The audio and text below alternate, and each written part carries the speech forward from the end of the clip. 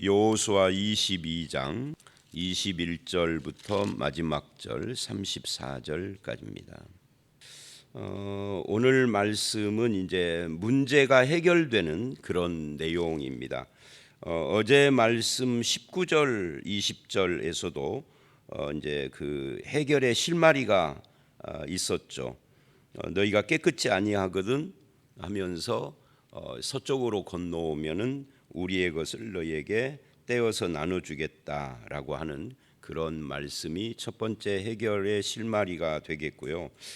이것을 통해서 우리가 진리의 열심은 당연한 거지만 이 진리에 대한 열심이 자칫 사랑의 수고와 나눔과 섬김을 배제한 진리의 열심만 붙들 때에는 정죄가 난무하고 분열하고 다툼과 싸움이 발생할 수도 있다 하는 것을 우리가 어제 봤어요. 그래서 진리와 사랑의 수고는 함께 가야 한다. 진리의 열심이 있고 사랑의 수고, 섬김 이런 것들이 함께 있어야 된다 하는 것을 봤어요.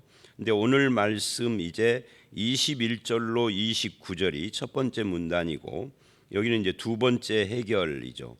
두 번째 해결이라기보다는 이게 진짜 해결인데 30절로 34절은 이제 그 결과를 이야기를 하는 겁니다.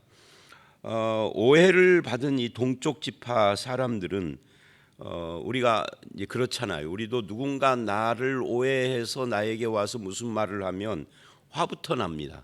그래서 화를 내죠. 그런데 이들은 화를 내지 않고 또 흥분하지 않고 해명을 해요. 이런 자세는 우리가 좀 눈여겨봐야 할 필요가 있죠. 그러면서 21절로 23절을 보면 그런 그 서쪽 지파 사람들의 동쪽 지파에 대한 오해의 가능성에 대해서 이 동쪽 두 지파 반이 인정을 하는 모습을 우리는 여기서 알 수가 있습니다. 그래서 이렇게 말을 해요. 여호와께서 아시니 이스라엘도 장차 알리라 이렇게 말을 합니다. 22절에 나오는 말씀이죠. 그러니까 우리는 자기가 오해받고 있다라는 사실을 알면 흥분부터 하는데 이들은 그렇게 오해할 가능성이 있다 하는 것을 인정을 하는 거예요. 그리고 해명을 하는 거죠. 하나님이 아신다. 그리고 하나님이 아신다 하면은 보통 믿는 사람들은 당신들이 이해를 못해도 하나님은 아셔하고 끝내버리려고 하는 경향이 있어요.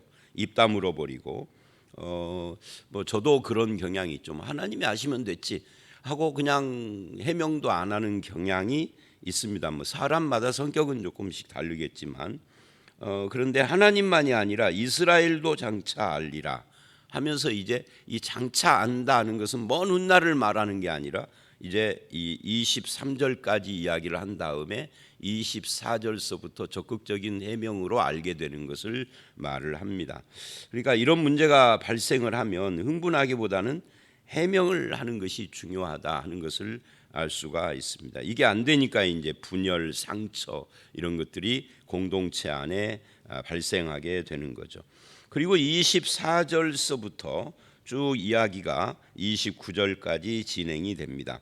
서쪽 지파의 오해에 대한 동쪽 지파들의 해명의 내용인데 이제 그 내용들이 좀 계속해서 반복해서 나오는 경향이 있어요. 그래서 그걸 정리를 해보면 이런 거죠. 이렇게 단을 쌓은 이유가 뭐냐라고 할 때 후일, 그러니까 먼 후일을 말하는 거죠. 서쪽 지파의 후손들이 동쪽 지파의 후손들에게 너희가 하나님과 상관이 있냐? 너희는 하나님께 받을 분깃이라는 말은 기업입니다.가 없다. 하나님을 그렇게 말하면서 하나님을 경외하기를 그치게 할까 염려했다. 하나님을 경외하기를 그치게 한다 이 말은 같은 신앙을 고백하는 한 형제고 공동체다 하는 것을 부정한다는 이야기죠. 너희들의 신앙을 인정 못하겠어 이렇게 나올 수 있다는 거죠. 그래서 그것이 염려가 돼서 자기들의 후손의 신앙이 염려가 돼서 이게 지금 희생 제사를 드리려고 쌓은 것이 아니고 증거물로 제단을 쌓은 것이다. 이렇게 이야기를 합니다. 번제단도 아니고 어떤 제사를 드리는 제단이 아니다는 거죠. 그러니까 이것도 좀 뭐라 그럴까, 이제 사종을 단다면 조금 뭐라 그래요, 어리석은 행동을 한 것 같아요. 이제 그런 거라면 정말 증거물이라고 하면 그 여호수아가 처음 요단을 건너고 12돌을 취해서 이렇게 세워 가지고 증거를 삼은 것처럼 제단 형식이 아니라 그런 어떤 다른 것을 했으면 어떻겠는가 하는 생각도 저는 들어요. 제단 형태로 해놓으니까 오해를 할 수 있죠. 여기서 새로운 종교 만들려고 그러나 뭐 이렇게. 어쨌든 이거는 제사를 드리는 것이 아니라 증거다. 무슨 증거냐? 우리도 하나님의 백성이라는 증거다는 거죠. 우리도 여호와를 믿는 같은 신앙을 믿는 사람들이다. 그런데 이제 여기서 또 한 가지 우리가 생각할 수 있어요. 이 사람들의 이런 염려로 세운 이 제단, 이거 자체가 또한 그들의 오해일 수 있죠. 왜냐하면 한번 생각을 해보십시오. 저와 여러분이 하나님의 백성이다, 하나님을 믿는 그리스도인들이다 라고 하는 증거는 뭐죠? 큰 제단, 오늘날로 말하면 큰 예배당을 세우는 걸까요? 어떤 상징물을 만들거나 아니면 목에다 달거나, 예를 들면 어떤 유명한 사람이 가수나 영화배우나 이런 유명한 연예인이나 아니면 뭐 정치인일 수도 있죠. 유명한 사람이 여기다가 목걸이를 십자가 목걸이를 하거나 십자가 배지를 하거나 뭐 십자가로 반지를 해서 여기 십자가 모양의 반지를 끼거나 그러면 그 크리스찬일까요? 우리는 그렇게 생각할 수 있어요. 저도 어렸을 때는 그런 사람들은 다 크리스찬이라 이렇게 생각을 했어요. 근데 지금은 그 생각을 버렸어요. 왜냐하면 그 십자가 목걸이를 차고도 이상한 짓 하는 놈들이 참 많아. 십자가를 상징으로 했는데 맨 술 먹은 이야기만 해, TV에 나와서. 그리고 뭐 이상한 짓 하고. 그러니까 그런 것들은 우리가 하나님의 백성이라는 증거가 안 된다는 거예요. 어떤 외형적인 것도 하나님의 백성의 증거가 되지 않습니다. 예를 들면 내가 내 재산의 일부를 바쳐서 교회 사업에 헌금을 했어요. 그럼 그 사람 크리스찬일까요? 크리스찬일 가능성이 많이 있겠죠. 그 정도면. 근데 반드시는 아니에요. 그건 아닐 수도 있는 거예요. 그래서 우리가 성도요 구원받은 백성이라는 증거나 또는 뭐 그 어떤 그 뭐 표징 이런 것들은 거기에 있는 건 아닙니다. 그래서 이거는 오해다 하는 것을 우리가 알 수 있습니다. 또 그렇게 이해를 해야 하는 겁니다. 그러면 우리가 하나님의 백성이라는 증거는 뭘까요? 우리가 어제 말씀 5절에서 봤던 것처럼 하나님의 말씀을 가까이 하고 그들이 하나님을 친근히 여기고 하나님의 말씀을 행하는 삶을 사는, 입술로 내가 예수 믿습니다라고 입술로 그렇게 시인을 해도 정말 마음으로도 믿느냐 하는 것은 삶으로 증거가 되는 거지 입술 자체로만은 증거가 안 돼요. 입술의 시인도 귀하기는 하죠. 그러나 그것이 전부 다가 아니다. 마음으로, 성품으로, 그들의 삶의 태도나 행동으로 그것이 나타나야 한다. 그 중에서 하나님을 친근히 하는 것과 형제를 사랑하고 섬기는 것, 이런 것들이 이제 증거가 될 수 있겠죠. 하나님의 백성이다, 나도 하나님 믿습니다 하고 하는 행실이 전혀 이방인 같고 하나님이나 교회나 성도를 사랑하지도 않고 그런다고 하면 그거는 아닌 거예요. 이제 예를 들면은 내가 내 물질의 일부를 내서 교회에 헌금을 했습니다. 그런데 그것이 생색내는 것인 줄 어떻게 알겠어요? 하나님만 아시죠. 근데 그렇게 생색내는 부자도 있어요. 그건 신앙이 아니라 생색내는 거예요. 그래서 다시 이제 본문으로 와서 이들이 제단을 쌓는 걸로 증거를 삼으려고 한 것은 일종의 오해다. 그리고 먼 훗날 역사를 보면은 이제 이 본문을 읽어보면 참 재밌는 것이 뭐냐면 서쪽 지파 너희들이 우리를 배척할까 배격할까 염려한다 그러는데 역사가 한참 흐른 뒤에 보면은 서쪽 지파 사람들이 배격을 안 해도 자기들 스스로 이방화가 돼버려. 그래서 이런 것은 사실은 염려에서 나왔지만 이것이 그들을 보장해 주는 것은 아니었다 하는 것을 알 수가 있죠. 결국 서쪽 지파들도 동쪽 지파들을 오해했고, 그리고 동쪽 지파는 자기들의 그 신앙의 보증과 증거가 이 제단에 있을 것처럼 오해를 했고, 양쪽이 다 오해를 한 것이다 라고 할 수 있고, 그리고 오늘 우리들도 오해를 한다. 예를 들면 이 전라북도의 어떤 교회가 이제 자칭 뭐 다른 사람들도 그걸 인정하는 사람도 있고 아니고 뭐 그 교회가 아니고 다른 교회야 이렇게 좀 설왕설래도 하고 한 적이 있습니다만은 전라북도 호남 선교의 최초 교회다라고 주장하는 모 교회가 있습니다. 그 모 교회를 밝히면 안 되겠고요. 그래서 우리가 최초의 교회다 선교사들이 세운, 그리고 세월이 이제 흘렀어요. 백 몇십 년이. 그래서 이제 그 후손들인 지금 현재의 교인들이 요즘 이야기가 아닙니다. 조금 한 10년 15년 전 이야기입니다.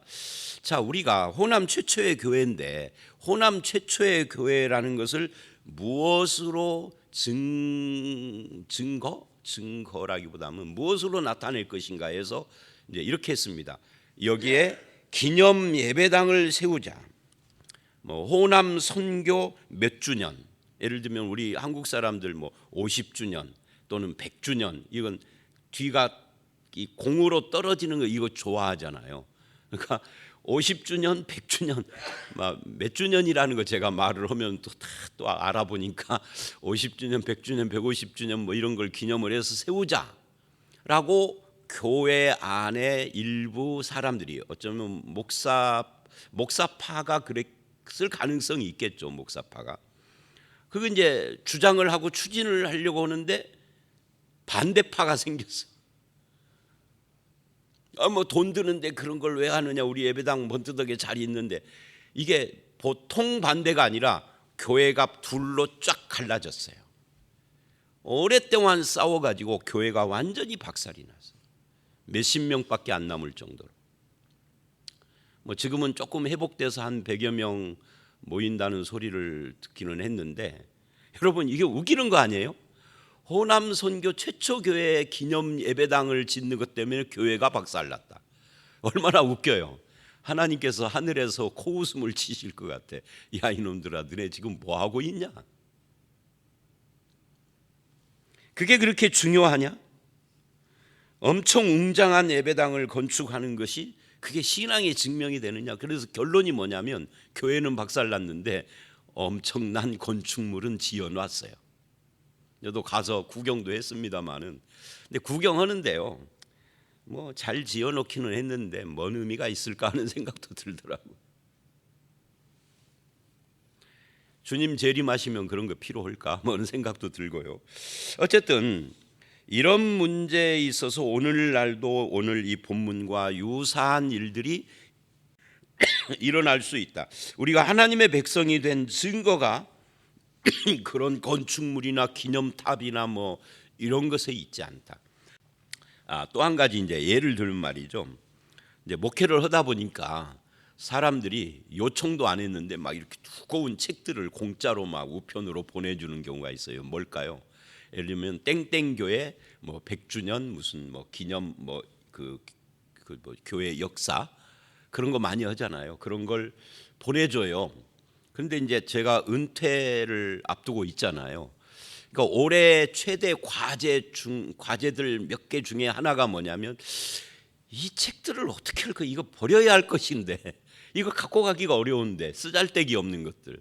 또 요즘은 또 이 스마트폰이나 아니면 컴퓨터 안에 다 이 책의 내용들이 다 있거든요. 그러니까 인쇄로 된 책들이 이제 별 쓸모가 없어졌어. 근데 이 버리고 가야 할 책 목록 중에 요청도 안 했는데 보내준 무슨 땡땡 교회 50주년 기념 무슨 뭐 교회 역사 뭐 제목 해가지고 뭐 100주년 뭐 이런 것들이 이제 전부 다 막 100% 이거는 버릴 책이야. 근데 그걸 왜 발간했는지 왜 나한테 보냈는지 이해가 안 돼. 나는 그 교회 오고 0.1%도 무슨 관련이 없는데 도대체 왜 그러는 거지 그런 걸. 과시하는 거지 뭐. 우리 교회는 이런 교회야 하고. 거기 내용이 뭐냐면 내가 얼굴도 알지 못하는 사람들의 사진과 교회 역사와 스토리들이 읽어도 하품만 나와. 왜 나오고 관계가 없으니까. 돈은 엄청 들었을 것 같아요. 그거 뭐라고 그러죠? 두꺼운 표지로 하는 것을 양장 뭐라고 하잖아요. 그걸로 해가지고 막 엄청 사진도 많이 들어갔으니까. 자, 어쨌든 우리가 기독교라고 하는, 우리가 하나님의 백성이라고 하는, 우리가 하나님의 교회라고 하는 증거는 그런 걸로 되는 것이 아니다. 이 본문에 의하면은 이 제단으로 되는 것이 아니다. 이거 사실은 이제 이 사건 이후 역사 속에서 이 제단 이야기는 한 번도 안 나와요. 나올 의미도 없고 필요도 없는 것이죠. 괜히 여기다 쌓고 괜히 전쟁할 뻔만 한 것이죠. 그래서 오늘 우리도 그런 외형적인 것에 현혹돼서 이상한 짓 하는 기독교인은 되면은 안 되겠다. 그런 의미에서 우리에게 필요한 것은 그런 엄청난 건축물이나 기념탑이나 어떤 책발간이 아니라 정말 그리스도인다운 삶, 정말 하나님의 교회가 교회 같은 교회다운 교회가 되는 것, 이런 것이 정말 중요한 거죠. 근데 현실 속에서는 안 그래요. 노 목사 뭐 어디 함께 안 갈 거야? 이번에 우리 총회에서 거기 뭐 목사들 모여서 목사장로 모여서 뭐 한다는데 거기가 어딘데요? 3천억짜리 그 교회 구경도 아니 거기를 왜 가요? 나하고 무슨 관계가 있다고? 그런 걸로 과시하는 거 우리들 속에 있지 않는가 하는 것을 한번 생각해 봐야 합니다. 우리들에게는 좀 규모가 축소돼서 있는 거죠. 축소돼서. 자, 이게 29절까지 이야기예요. 근데 이 해명을 듣고 우리가 오해했구나. 이게 다른 종교를 만들려고 한 거는 아니로구나. 이제 알았어요, 비느하스가.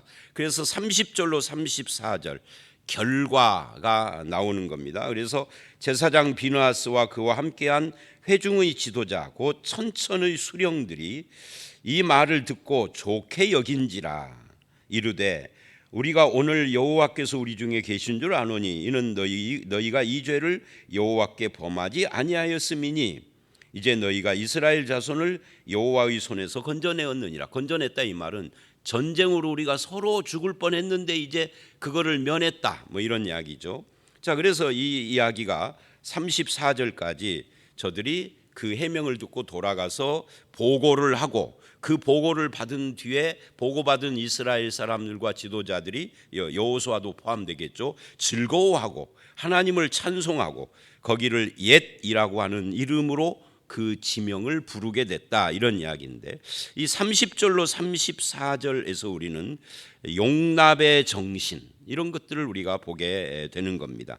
비느하스는 진리에 대한 열심이 있는 사람이에요. 그래서 이 시대에 비느하스 그러면 하나님과 하나님의 말씀 진리에 대해서 열심 있는 자, 이 열심의 대명사 같은 사람인 거죠. 그러나 한편 상대방의 해명하는 말을 쫙 들은 뒤에 그 해명을 고민할 것도 없이 쉽게 받아들였어요.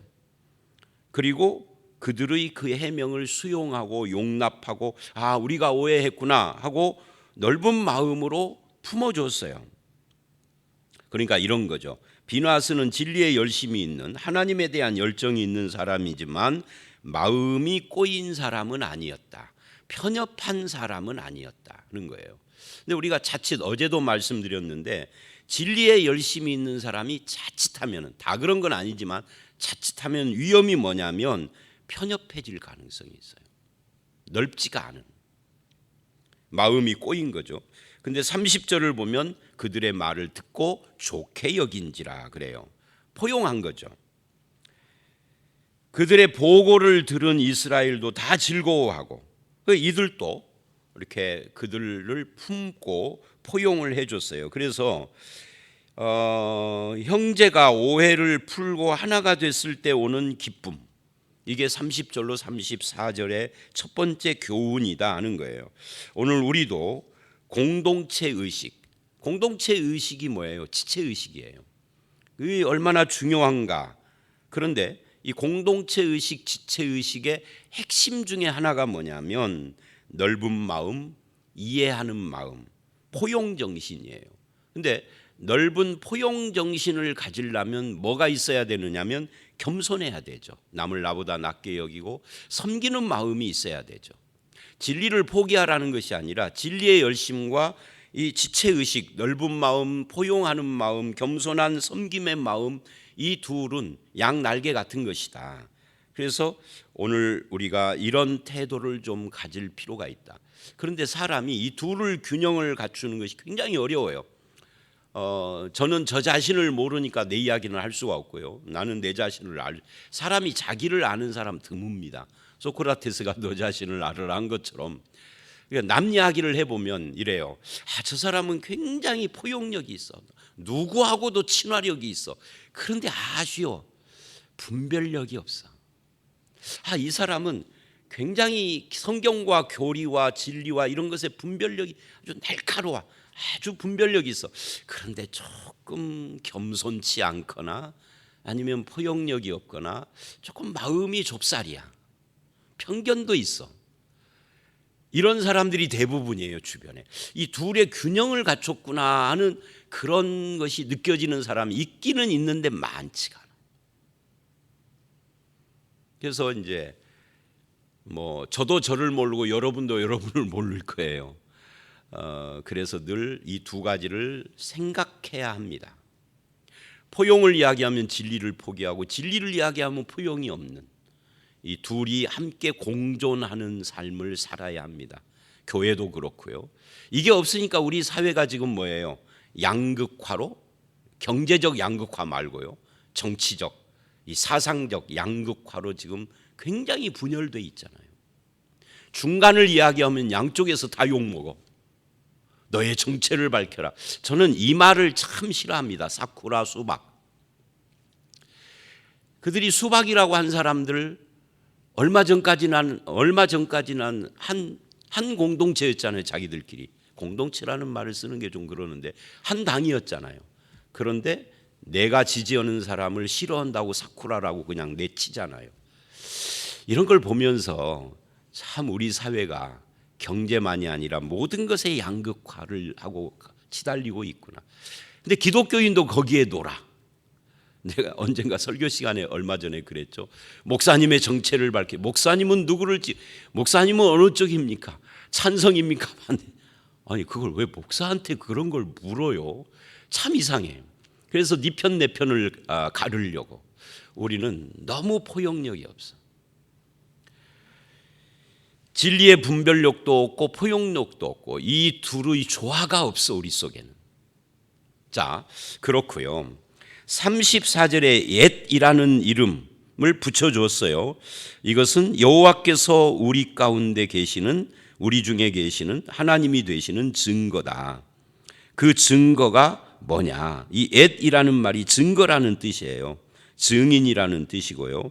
그래서 아까도 말씀드린 것처럼 하나님이 우리와 함께 계시는 것은 이런 지명, 이름 붙인 이런 것에 있는 것이 아니라 하나님을 친근히 하고 말씀을 순종하고 5절처럼 하나님께서 우리를 용납하신 것처럼 우리도 서로 용납하고 진리의 분별력과 용납과 이런 변화된 삶, 이런 것에 있다 하는 것을 다시 한번 확인을 합니다. 자, 오늘 말씀 우리가 하나님의 백성인 증거가 뭐냐 할 때 엄청난 건축물이나 어떤 상징이나 이런 것에 있는 건 아니다.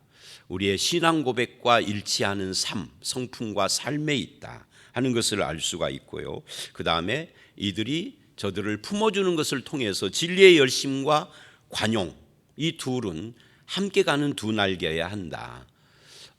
그 관용하고 포용하는 것이 커서 진리를 잃어버리거나 진리가 너무 세서 관용, 포용, 사랑이 안 보이는, 이거는 잘못된 거다. 이 둘을 함께 소유한 그런 교회, 그런 성도, 저와 여러분들이 되시기를 주의 이름으로 축원합니다. 함께 기도하겠습니다.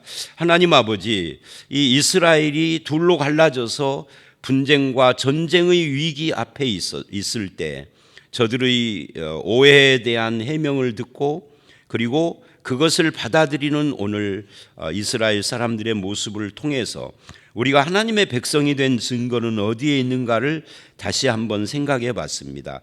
엄청난 화려한 또는 거대한 건축물이나 아니면 외형적인 어떤 것에 있는 것이 아니라 말씀을 순종하고 하나님을 가까이 하며 삶이 변화되는 그런 모습 속에 우리가 하나님의 백성인 증거가 있다라는 것을 다시 생각하며 우리 자신을 돌아보게 하여 주시옵소서. 또한 진리의 열심을 포기한 포용정신이나 포용이 없는 진리의 편협한 열심, 이 양쪽으로 기울어지는 우리의 모습을 주님 용서하시고 이 진리의 열심과 사랑이 함께 가는 균형 있는 하나님의 백성과 교회가 되도록 우리를 인도하여 주시옵소서. 우리의 남은 생애가 나를 통하여서 하나님이 우리의 하나님이시고 예수 그리스도가 우리의 주님이신 것이 증거되고 증명되고 나타나는 그런 삶 살게 해 주실 줄 믿사옵고 예수님 이름으로 기도드렸사옵나이다. 아멘.